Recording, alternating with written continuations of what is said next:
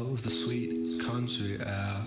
Put some sunshine in your pocket or some moonbeams if you dare. I walk through the golden meadow, feel time pass you by. Hear the wind whisper, oh, I can teach you how to fly. I walk through some frozen tundra, ones that tickle at the touch. Never thought I'd love the cold, never thought I'd love it this much. Don't worry yourself with worries of a strife, unless your worries consist of a gun or a knife. You're probably pondering what's wrong with wandering woes. A little worry now and then keeps the socks on my toes. I like to say it right, but not quite. Hey, brothers and sisters, it's your friendly neighborhood Chillaboo, live in the deepest, darkest Chilcotin. It is a chilly morning here on Sunday. It's the 20th of January. Boom! Just like that. Where's the month gone? If you're lucky enough, you're going to be watching the blood moon lunar eclipse tonight as well. Jupiter and Venus are rocking the morning sky, hanging out together. So check out the cosmos, eh? All right. This is a continuation of last week's video, Keep Hammering 2. This is Who's Going to Carry the Boat 2. So you are going to get some sledge action. At the end of the video, I'm going to talk about a little bit of nutrition that I undertake.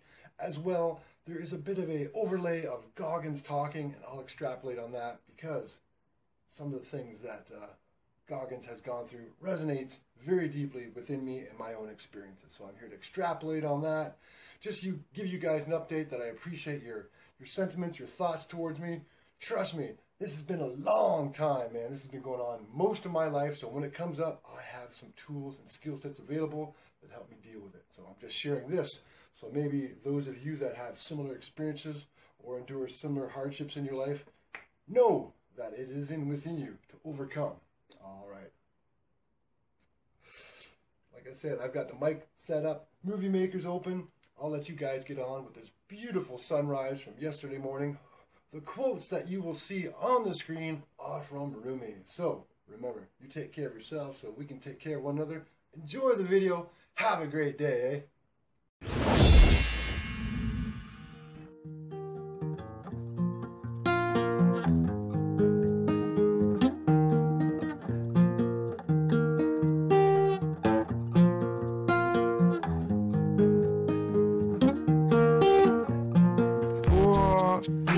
Some water to wash the fire down. Blow me some kisses.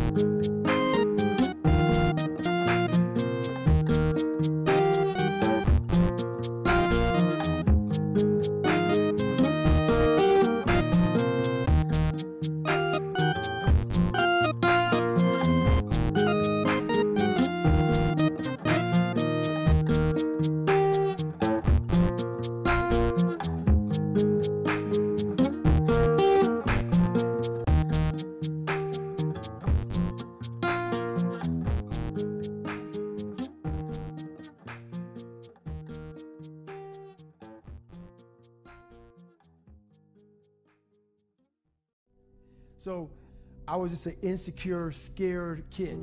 But the best thing that happened to me, no one helped me. I wasn't going to be a punk kid all my life.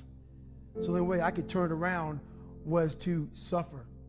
I had to build calluses in my brain the same way I built calluses on my hands. So I broke the Guinness Book of World Records for pull-ups a long time ago, but I failed at it twice. And I did 67,000 pull-ups in trying to break this record. So to do 4,030 pull-ups, I had to do 67,000 for training for that. Wow. And so what I realized is for me to become the man I wanted to become, I saw myself as the weakest person God ever created. But I never blamed God for anything he did to me. So I wanted to change that to be the hardest man ever created. Am I that? I don't know, but you had to have a goal. And my goal when I was sitting there, not going to school, being bullied, having no self-esteem, my goal was the only person that's gonna turn this person around is me. I was so driven, and I'm not gonna say motivated because motivation's crap. Motivation comes and goes. When you're driven, whatever's in front of you will get destroyed. We live in an external world. Everything is you gotta see it, touch it, it's external. If you can for the rest of your life live inside of yourself, stop listening to people who are calling you fat, gay, transsexual, nigger, everything that is makes no sense. All these insecure people putting their insecurities on you, you gotta flush it out. You gotta just be whoever the hell God or whoever the hell you believe in. If you believe in nothing but yourself, I don't care what it is. You gotta take everything and throw it away. You have to believe in one thing, and that is yourself. And I'm not saying don't believe in God or what you believe in, but right now, for you to find greatness in yourself, you're not gonna find it by looking in a book or by even hearing me. I may give you the spark, but you've got to go inside yourself to find it. How? That's the question. How are you gonna do that? Thicken your skin. Become more of a human being. Don't be afraid of the reflection in the mirror, because that's all you can be afraid of. Once you overcome the reflection in the mirror, on the other side is greatness. That's what people don't understand. By me running, I am callous in my mind. I'm not training for a race. I'm training for life. I'm training for the time when I get that 2 o'clock in the morning call that my mom is dead or something happens tragic in life. I don't fall apart. I'm training my mind and my body and my spirit so it's all one, so I can handle what life is gonna throw at me, because the life I've lived, it throws a whole bunch at you. And if you're not physically and mentally prepared for that, you're just gonna crumble and you're good for nobody. In times of suffering, what we do is we forget how hard we really are. Because that's what suffering is. Suffering is a test, that's all it is. Suffering is the true test of life. The beauty is remembering this young, dumb, what people call nigger, is now where I'm at today. And that is, when you finally get to that point for me, it's for everlasting peace. Greatness isn't running 200 miles at a time or doing 4,000 pull-ups or being a SEAL. Greatness is whatever the hell you dreamed of in your own mind. You gotta first see it. You gotta first create this vision in your mind. And then that's when I come into play. Once you create this vision in your mind, it's how am I gonna get there now? We are all great. No matter if you think you're dumb, no matter if you think you're fat, no matter if you are fat, no matter if you've been bullied, or no matter if you just got back from Iraq or Afghanistan and you have no legs or your arms or whatever, man, we all have greatness. It just, you gotta find the courage. You gotta find the courage to put your Bose headphones on and silence the noise out of this world and to find it that sets you apart from everybody else. And that's what it's all about.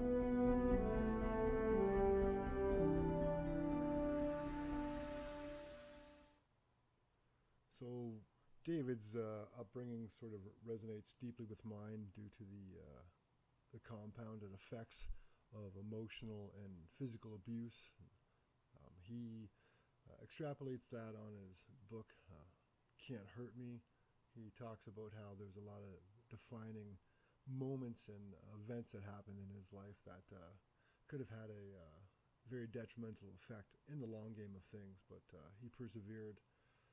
It was my mother, being a child raised by a single parent, as I'm sure many of you were.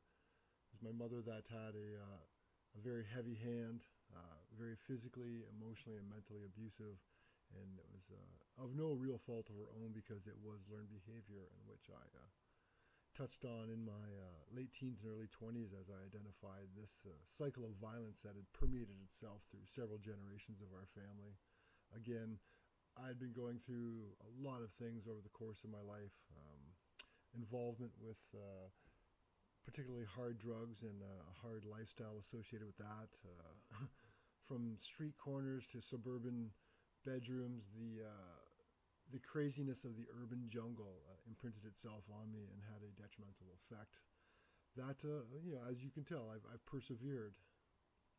I'm not saying that I suffered from any mommy issues or anything, but when you're having that sort of impact in your life, when you're at that developing age, it's going to have a really detrimental effect on your ability to be, a healthy, active child with that growing mind. You couple that with the fact that we as adolescents, when we reach puberty, we become this most confused, obfuscated beings in the universe, going a million different miles in 1,000 directions, just as we course with hormones.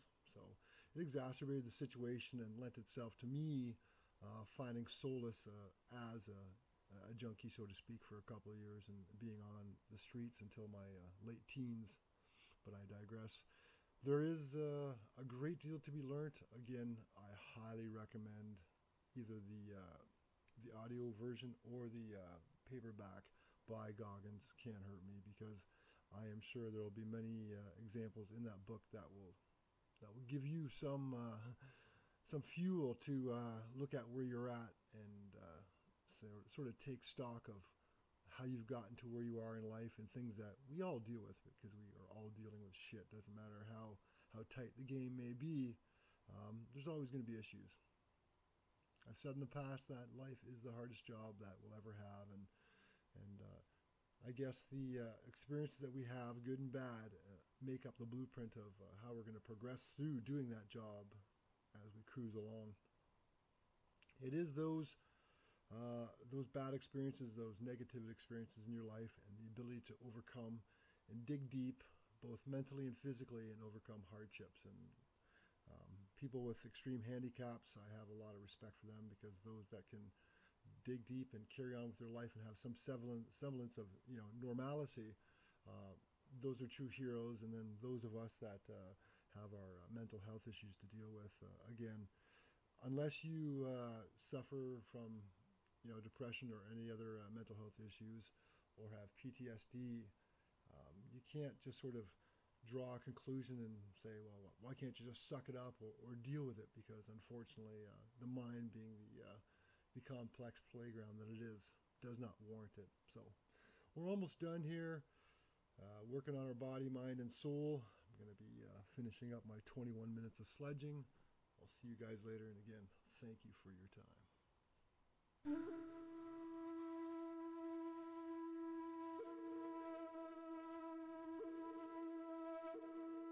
I was at 21 strikes there, well, 50 if you didn't notice. I was doing counts of 50, so I might as well finish this 50 off. I'll take it easy though.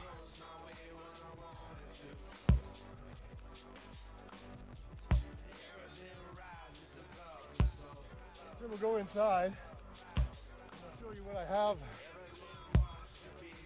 for training session beverage to help recovery and recuperate and build me some muscles. But as you're well aware of, the muscle between our ears is the one that I'm really working on.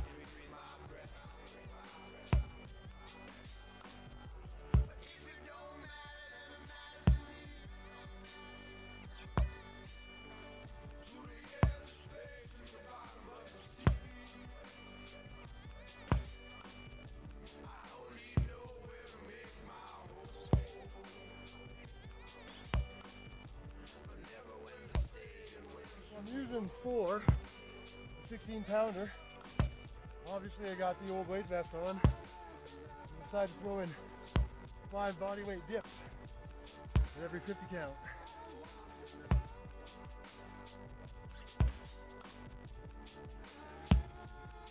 Consider this my cool down.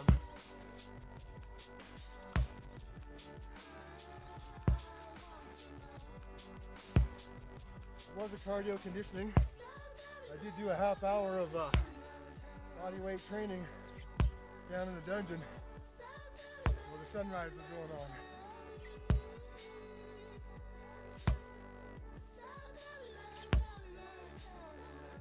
on. And that should be close to 50, if not more.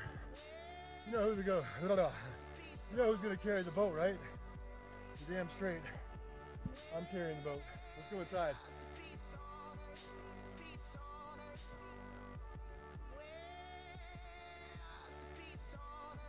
And like I've said many times before, we literally are what we eat.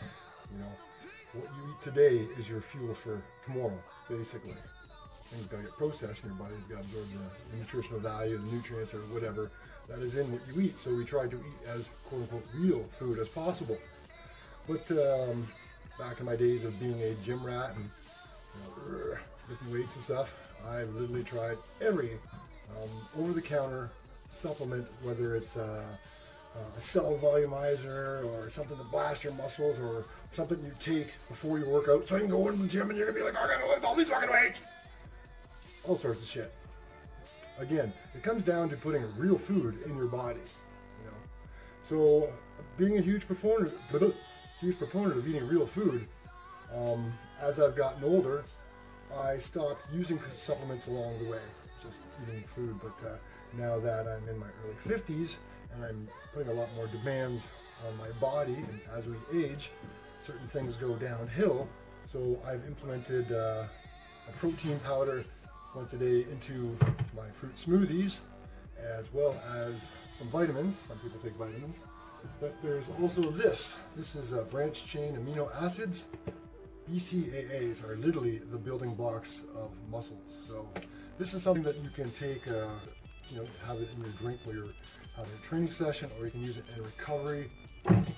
You can buy some products that contain it in it, but this is a pretty reputable brand. That's a pretty reputable product.